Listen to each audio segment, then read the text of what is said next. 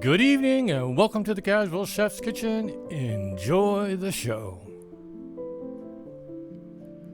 Tonight we're in Mongolia. On the menus is Guriltai Shul Noodles. The morning mise en place, just after prep. The evening mise en place in order of appearance.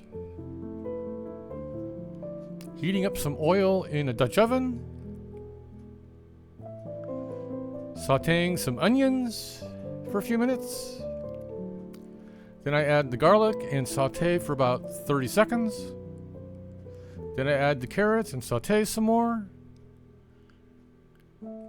And then I add the beef and saute to brown.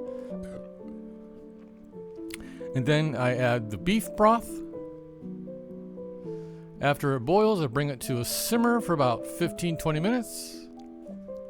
Then I add the potatoes